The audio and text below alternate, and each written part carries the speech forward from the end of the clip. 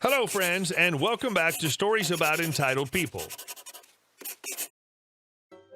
Sometimes customers call to complain for the dumbest of reasons.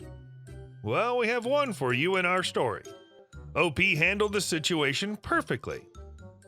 You could say that his customer service skills are A+.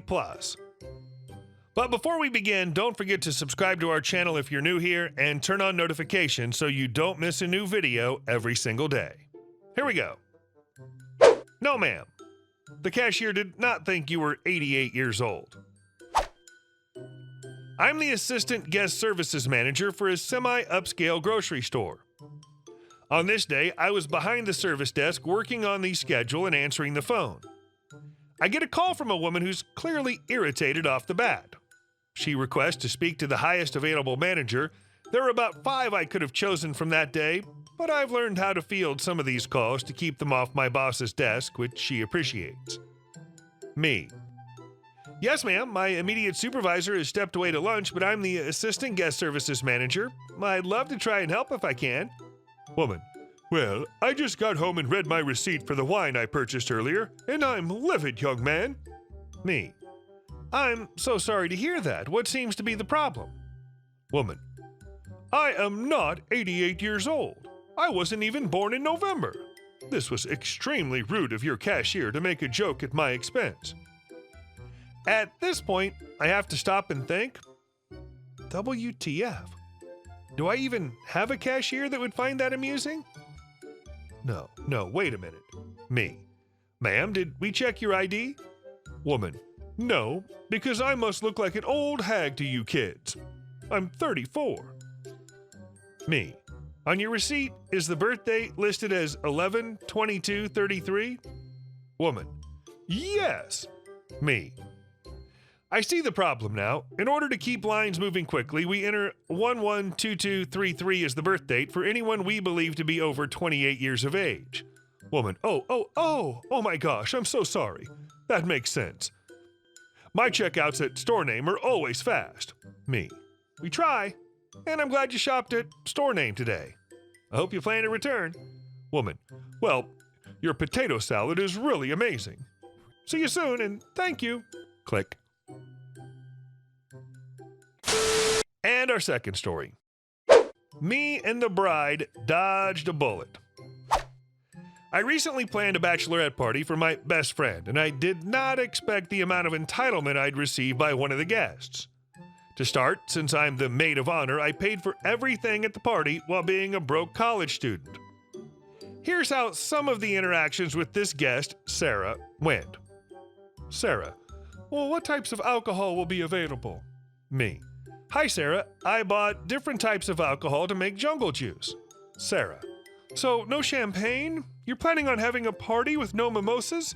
What if people don't want jungle juice? Me.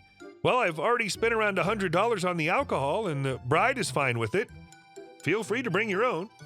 Sarah. What, no food is going to be available? Me. The bride wants a taco bar, so different assortments along that theme. Sarah. Okay, so no finger foods, sandwiches, etc.? That's not exactly what most brides want for a party. Lastly, Sarah, day of the party.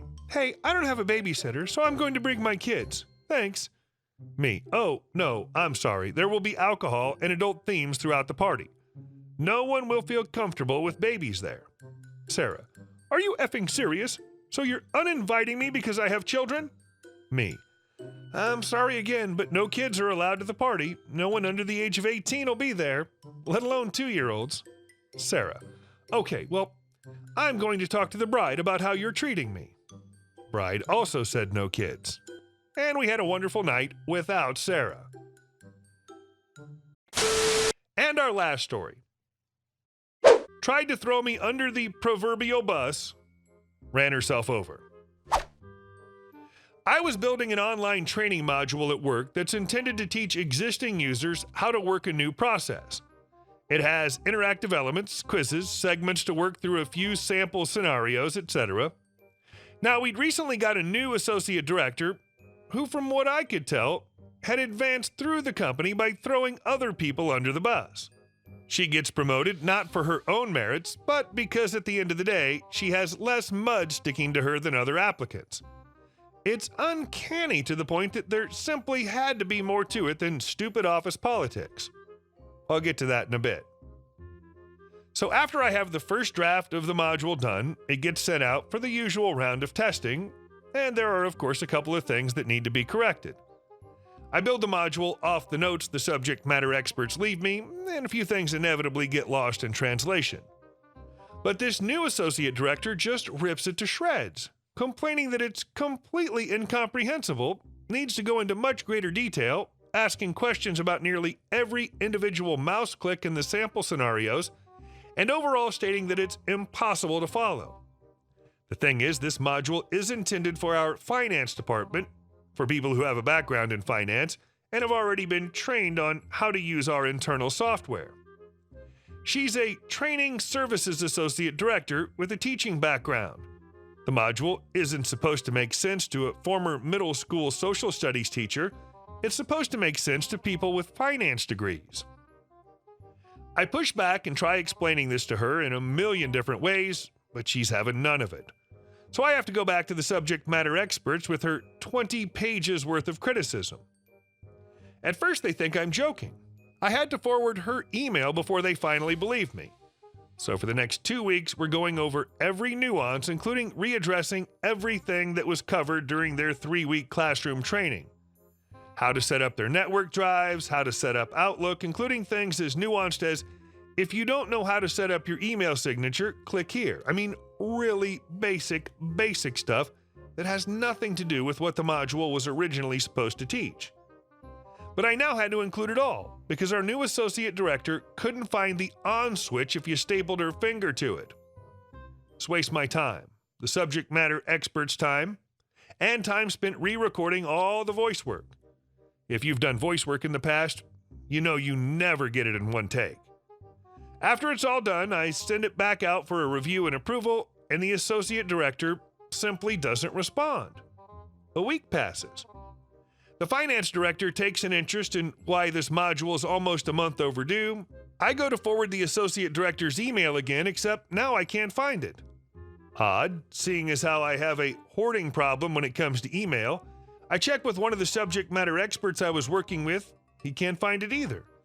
Turns out none of us can find it. It's gone. So I check with a friend of mine in IT who, after a little detective work, discovers that a week ago someone did a compliance delete on the Exchange server. This basically is a seek and destroy for messages containing certain criteria. In this case, a specific phrase she used in her email. I start digging through Outlook, trying to find particular emails related to this that might be used to defend my actions, and they're all gone. Inbox, sent items, deleted items, every last one of them. Any email containing that particular phrase anywhere in it. This kind of thing is normally used by admins to mass delete spam or phishing emails from all users at once, except in this case, someone apparently deleted emails that showed evidence of her awful decisions. My friend in IT can smell a juicy story a mile away and was very interested to see where this went. She recovered the deleted emails, and I promptly saved them to a flash drive. For the next few days, every time I had any email with this associate director's name on it, even unrelated stuff, you never know how something might fit together, I saved a copy to the flash drive. I informed the subject matter experts to do the same, and we started building our offline evidence locker. I didn't want to blow the lid on it just yet. I wanted to see if my suspicions were correct. Maybe a lifetime of watching spy movies and cop dramas had corrupted my thinking. Maybe there was another explanation. Who knows? It could happen. I'm not God. I don't know everything. I'll play defense. So after several weeks in total trying to appease the associate director's unquenchable thirst for irrelevant details and then getting ignored for a week, she finally publishes it and sends it to the finance director to approve so it can go live. Woo! Except the module, which was supposed to be a 30-minute online course, now contained 3 hours of content and went down several irrelevant rabbit holes that had been deemed critical supporting information. As an analogy, imagine designing a training module to teach a nurse how to enter some new CPT codes and being told you have to teach them how to read too, because he might not know what words are. That's how much BS was rammed into this thing. And the finance director, of course, hated it and was surprised that such a rambling mess of a module would come from me, of all people. So he calls a meeting with me and the associate director on Tuesday to get some answers. And sure enough, she immediately tried to distance herself from it, tried to paint it as though she made a couple of suggestions and I clearly went way overboard. How I must have sent her a different version that she approved and switched them afterwards. That's not even possible. It'd get thrown back into a draft status.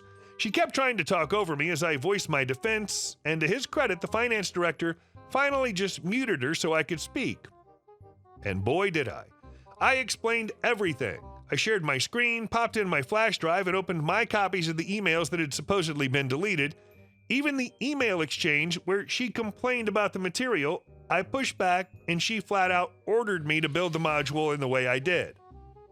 She abruptly left the meeting and went offline.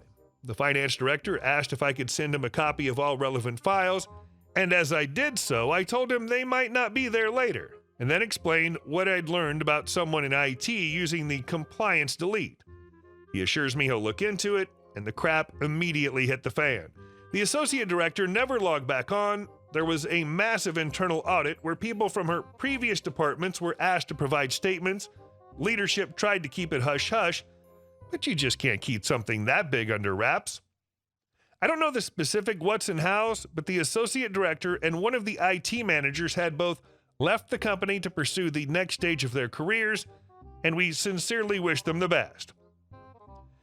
I don't really do the social media thing, but over the next few days, as the rumor mill did what rumor mills do, I heard their crap absolutely blew up. And it came out that the associate director and that IT manager were having an affair. But as I wrote this post, I thought to check online court records. Both are now facing divorces filed for by their respective spouses. So yeah, there's a void in my direct leadership and IT's leadership, and the entire IT department is getting a shakedown by information security to determine if there were any other leaks. I spent some time reflecting on why this whole series of events happened, and my best guess is she wanted to make a grand entrance by spearheading this masterwork training module that covered every possible scenario and contained any and all information anyone could possibly want. Then, as she started to realize how wasteful, rambling, and unnecessary it was, she realized that her grand entrance would be a grand faceplant, so she tried to erase the evidence and pin all the nonsense on me to save face, but inadvertently set in motion the events that would expose her little arrangement with the IT manager, taking it up the butt in order to cover her butt, I guess. I love when in stories like this, you just let them dig that hole as deep as they can. Hey guys, thank you all for watching the video. I'll see you in the next one.